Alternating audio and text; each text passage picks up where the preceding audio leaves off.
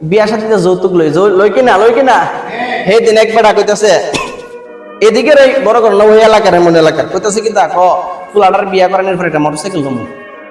ফুলাডার বিয়া করানোর পর বেলা একটা মোটরসাইকেল লইব কেমন হইরে এটা চিন্তা করছেন ফুলাডারে বিয়া করানোর পর বেলা একটা মোটরসাইকেল লইব মানে এর চেয়ে বড় ফকির আছে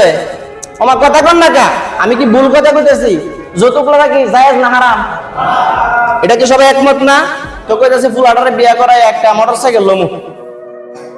চিন্তা করছেন যৌতুক লাগা কি জায়েজ আছে জায়েজ নাই আবার কাবিন নামা এত বেশি দেওয়া উচিত না চট্টগ্রাম কাবিন নামা 20 লাখের নিচে নাই আমি পড়ছি তো আমি এখানে পড়ছি মসজিদে বিয়া হইব কোন বিয়া গান বাদ্য দিয়া খুবই কম সবাই মসজিদে বিয়া করব কাবিন কত 20 লাখের নিচে কোনো কাবিন নাই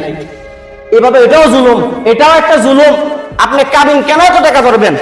আপনি 20 লাখ টাকা কেন কাবিন করবেন একটা মেয়েকে একটা ছেলে বিয়ে করলো সেকে ইসলামের দাওয়াত দিল সে ইসলাম মানতেছে না বেপরদায় চলাফেরা করতেছে ও মা কোনো কিছু মানতেছে না আল্লাহর সাথে নাফরমানি করে নবীর সাথে নাফরমানি করে 20 লাখ টাকা কাবিন নামা লেখা ছাড়তে গেল তো 20 লাখ টাকা দিতেই হবে ঠিক নেই এমনও জুলুম করা যাবে না যৌতুক নেওয়া যাবে না আমার যুবক ভাইরা একটু হাত তুলে কোন তো আমরা কি যৌতুক নিমু আমি নিজেও নিতাম না মনে রাখেন মসজিদে বয়া দিছেন অনেক সময় বাপ মা ককিতা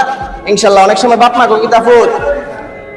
অনেক সময় বাপ মা ককিতা ফুট মায়ের জিরে বিয়া দিছে তাতে খরচ কইরা তোরে বিয়া দিয়া সেরা আমি ঘরে ফালং সালং আনবো আপনি বুঝাইবেন আপনি শিক্ষিত মানুষ না আপনি বুঝাইবেন আব্বা এটা দরকার কি আম্মা এটা দরকার কি ও মা আরেক বেটার জিনিস না আমার ঘরে বর্তমান কিরে